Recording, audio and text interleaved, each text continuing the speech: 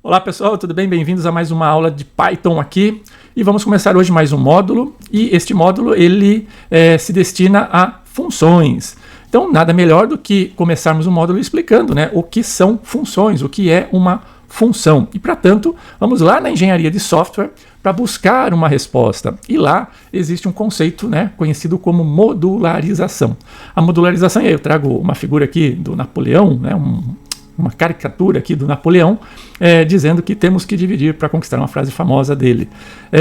E aqui, né, basicamente a ideia da modularização, conceitualmente, nós temos que é uma técnica, né, altamente recomendável, que consiste em dividir, né, um programa, um algoritmo, um todo, em partes menores, né, em subrotinas ou funções, né, tornando-o mais estruturado, organizado e refinado, né. Existem várias técnicas e formas de se fazer o processo de modularização. E nós vamos aqui, né, tratar de um tipo, né, de modularização, que são as funções. Nós já trabalhamos com algumas funções que são built-ins dentro do Python. Então, já trabalhamos com len, né, com poll, e existem outras como ABS, min, max, né? Vocês devem já ter ouvido falar do div-mod, né? Que ela congrega aquelas duas operações, div e o mod, que é o módulo de um número, né? Então, basicamente, essa função vai retornar dois parâmetros.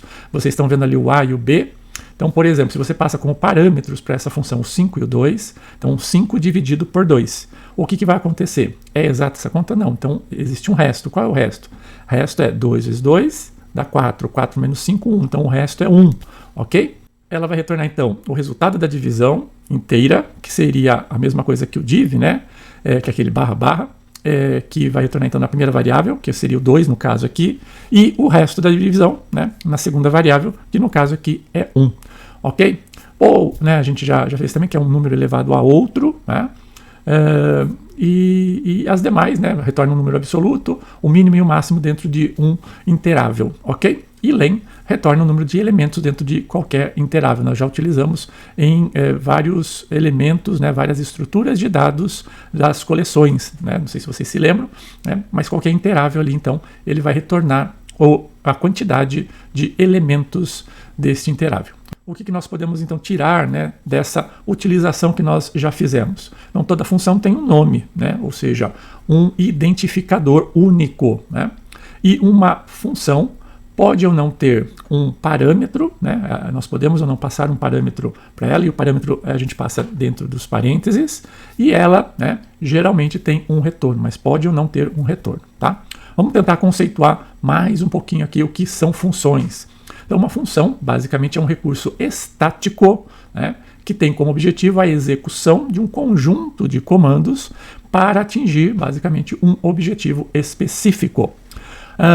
Principalmente, né, quando este processo é realizado com uma certa frequência, repetidas vezes. Então, nós colocamos isso dentro de uma função, e essa função pode ou não retornar um valor, né? Dizemos que se uma função não retorna um valor, né, ela é uma função void, né, ou seja, uma função vazia, o retorno dela é vazio, ok? E esse princípio, né, este princípio de reutilização de um código, né, ele, por trás, vocês já devem ter ouvido falar, se não, possivelmente vocês vão ouvir desse acrônico, né, DRE, DRY, né, que é Don't Repeat Yourself, né, é um conceito de não repetir, né, o que efetivamente você tem que fazer várias vezes. Então você encapsula isso dentro de uma função e aí reutiliza, né, este código tantas vezes quanto forem necessárias. E as funções, né, elas podem ou não, como eu já falei, exigir um parâmetro, né, pode ou não haver a necessidade de fornecermos parâmetros e pode ou não retornar um determinado valor. Vamos tentar entender as funções, mas observando coisas que nós fazemos no dia a dia. Por exemplo, né, vamos pegar aqui um caso, nós temos aqui um chefe e uma secretária, né, por exemplo. Né, ele poderia, né, basicamente, falar para ela, né, para que ela passasse um e-mail para os gerentes. Né. Ela já vai entender que se trata, por exemplo, né, de um e-mail que se passa com certa frequência, aonde existe, por exemplo, uma convocação para uma reunião, por exemplo. Né. Ou seja, o que ela está fazendo ali? É a execução de um conjunto de ações para atingir um determinado objetivo, né? Então é uma função. No caso aqui, ele não precisou passar nenhuma orientação a mais, nenhum parâmetro a mais para que ela desempenhasse este conjunto de tarefas, né? E ela também não precisou dar retorno a ele de nada, né? Então, neste caso especificamente, a gente teria aqui um exemplo, né, de uma função sem parâmetro e sem retorno algum. Um exemplo, né, poderia ser a função reset, né, que vai então reinicializar, né, um processo ou o computador, alguma coisa assim, né? Vamos pegar um outro exemplo, né? Vamos imaginar agora que este mesmo chefe, né, falou para que ela passasse um e-mail para um determinado cliente, passou o nome desse cliente, né? E ele gostaria que ela fizesse, né, um agradecimento pela compra dos produtos, né, XYZ, né, por exemplo, né? Então, vejam que agora ele está passando para ela 2 parâmetros. Possivelmente ela já fez esse e-mail de agradecimento muitas vezes, né? Mas agora ela está fazendo especificamente para 2 clientes em específico.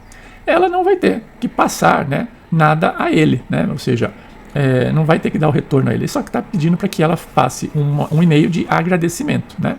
Então, este seria o caso de uma função com um parâmetro, mas sem retorno algum, ou seja, eu não tenho que dar o retorno a ele. Um exemplo disso pode ser, por exemplo, a função print, onde nós passamos ali um texto a ser impresso, né? Ela não retorna absolutamente nada, né? Ela só faz a ação. Vamos pegar um terceiro caso aqui, onde este mesmo cliente, este mesmo chefe, né, ele pediu para que se fizesse, né, uma solicitação para um determinado cliente, e ele passou, né, o nome desse cliente, solicitando um dia e um horário para uma possível reunião. Então vejam, nesse caso específico, ele está solicitando, né, um retorno. Então ela vai passar essa mensagem, assim que o cliente, né, informar, ela vai dar o retorno para o chefe do dia e horário para a reunião. Então, nesse caso especificamente, nós estamos falando de uma função, né, com parâmetro e com retorno, né? Um exemplo aqui pode ser a função int, que nós passamos um número em ponto flutuante, ou seja, um número em decimal, e ela nos retorna, né, um número inteiro, né, com base neste número que nós passamos como parâmetro. Ok? Muito bem, então uma função, né, ela vai então fazer exatamente um conjunto de ações. Então esse conjunto de ações está dentro de um bloco, né? Então olha, um bloco de comandos, pode ser um comando, pode ser vários comandos, mas está dentro de um bloco, né? Ou seja, nós temos ali o processo de indentação. Mas o que caracteriza, né, este bloco? Um identificador. O identificador e a palavra-chave aqui, a palavra reservada, def, né, de definição.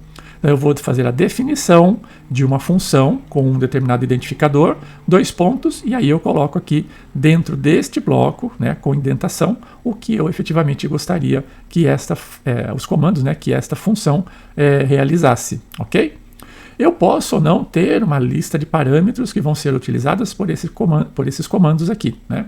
E também, se houver a necessidade, né, nós vamos então retornar o valor, e para tanto a gente vai usar uma palavra reservada também, return, né, para indicar o valor ou os valores de retorno desta função em específico. Então é isso que nós vamos ver, nós vamos aprender a criar, né, novas funções. Nós podemos utilizar as funções já existentes, mas também podemos criar novas funções, e este módulo é justamente para isso, né, para nós criarmos novas funções. E depois que nós criarmos, né, nós podemos então fazer a chamada desta função, né, executarmos essas funções. E aí nós vamos poder fazer de 3 formas, basicamente. Apenas passando o identificador e abre e fecha parênteses, passando o identificador e os parâmetros que eventualmente esta função exige, ou então fazendo então a atribuição a uma variável ou uma coleção ou a algum identificador aqui daquela função com os parâmetros. Então é isso que nós vamos ver ao longo deste módulo, ok? Então vejo vocês na próxima aula para nós começarmos já a criar as nossas primeiras funções. Um abraço, tchau!